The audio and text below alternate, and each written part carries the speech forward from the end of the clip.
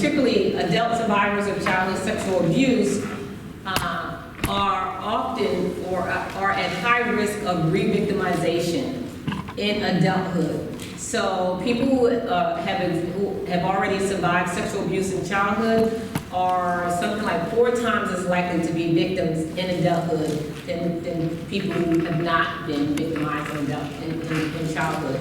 So this is really important piece of it for me, that people can leave here feeling more empowered, not just feeling like they're back in their body, but feeling more empowered to protect their body as well. And so we're gonna spend some time talking about self-defense. We're gonna start with emotional self-defense, and then we're gonna do a little fun things with self-defense that I think are fairly easy for people to at least remember and maybe be able to do.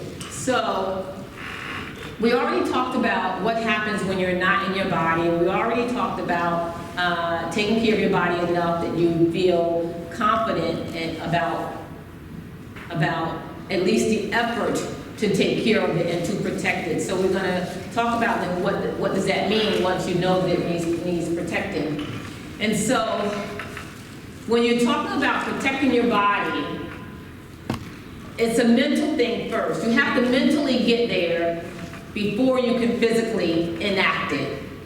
And so if you're gonna protect your body, you have to have some beliefs, some hardcore beliefs that you have the right to protect your body. So it's your right to protect yourself from harm from anybody. It doesn't matter who that person is. You have a right to protect yourself from harm. And two, that you're capable of protecting yourself from harm. Just because you were a victim as a child doesn't mean that you are automatically an easy victim as an adult. So you are capable of doing something to defend yourself. You have to believe that, otherwise, again, it'll be easy not to resist if you go in or if you find yourself thinking, oh my God, this is happening to me and there's nothing that I can do about it. So hopefully by the end of this period today, you'll at least have more self-confidence about being able to protect yourself.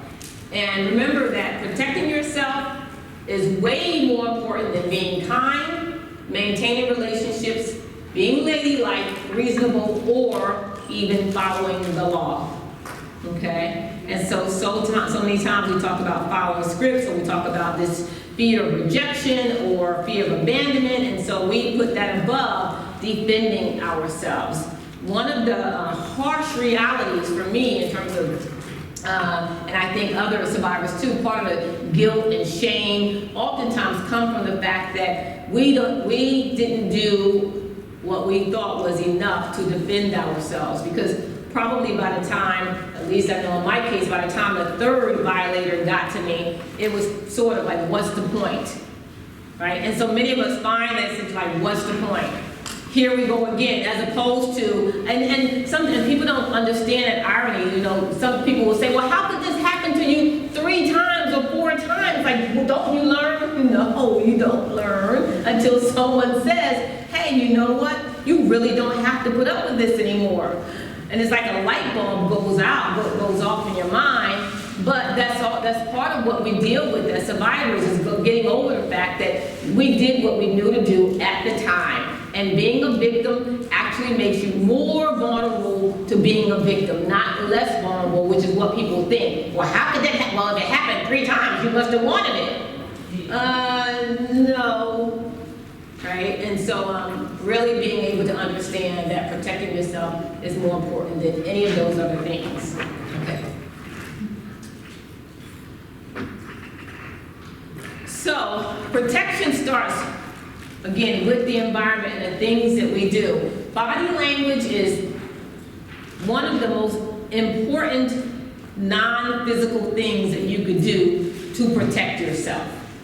It's really important. And if no one remembers anything else, usually this is the one that my students remember, that you pay attention, this is the next slide I think actually, that you pay attention to the body language. What is the person's body language who's near you, anybody's body language near you? And the thing about protection, if you get used to being in this body and protecting this body all the time, it's less work if you ever get in a situation where you need to protect your body.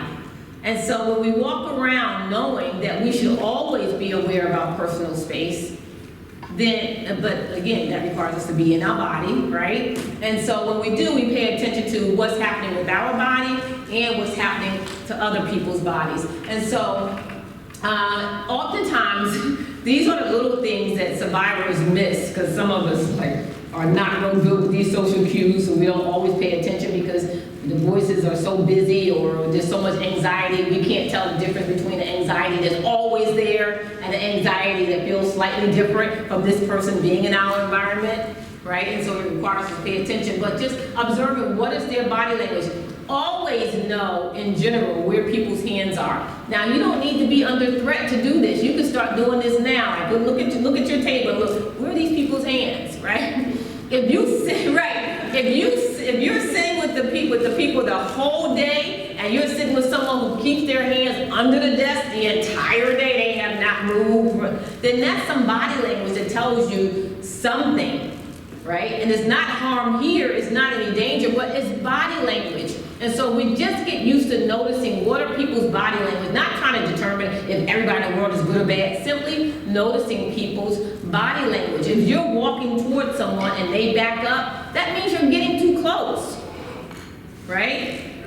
If somebody's walking toward you and they're getting too close, you can back up. That's body language. So just being like, where do I need to be in relationship to this person or these people to feel comfortable?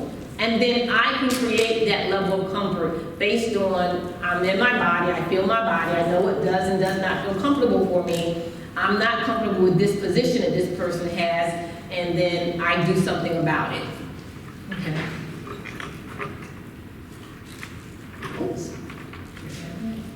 This, for example, is a common, one common dominant position. So you see, is it okay with that light on? No. Can we get one light? Is there, I think there's a light switch over there, Lucas. I think one of them is a light switch.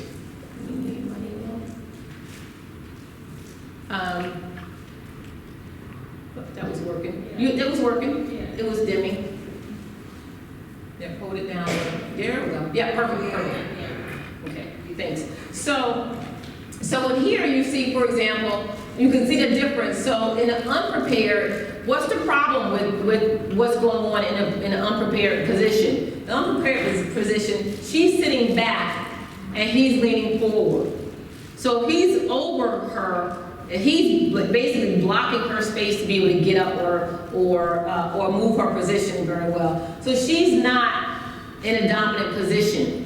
And so she's in a very vulnerable position. That position is okay if you're with someone that's close to you and you trust or whatever. It's not okay if you're in a situation where you're not 100% comfortable or if you're any bit unsure about what's going to happen next. That's not the position you want to be in.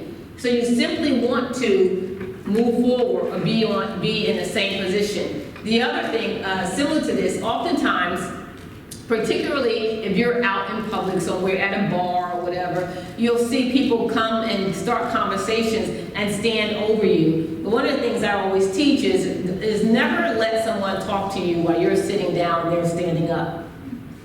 And typically vice versa, if you're standing up and you start talking to somebody sitting down, if you're going to be talking for more than a minute, then it's courtesy to sit down, right? So if someone doesn't do that, if someone comes up and just starts talking to you while you're sitting down, especially if they're making advances or gestures, that's not a ready position. Okay, so here's the thing. Not that someone's going to leap and attack you in that position, but it's sending cues that I'm not paying attention. So they may not do anything to you there, but it's cues to them that I can move on into your space because you're not protecting your space. Right? So simply, whenever you're talking to someone from now on, if you're sitting down and they're standing up, you stand up. It puts you on equal ground. Okay, particularly when you're out in public. So just being aware, simply being aware of your public space. is important. This is the hardest part. If you're going to defend yourself, in your mind, from this day on, if you think, I want to leave here feeling better prepared to defend my body, you must adapt in your mind that if I ever am in a position where I have to defend myself, chances are I'm going to have to defend myself against someone that I know, possibly love, and trusted. That's the hardest part. You can't half commit to your body that I will defend you against strangers. If you're gonna commit to your body, you have to commit and know that if you're gonna defend yourself, there's a pretty good chance if that ever happens, it's gonna be against someone that you know.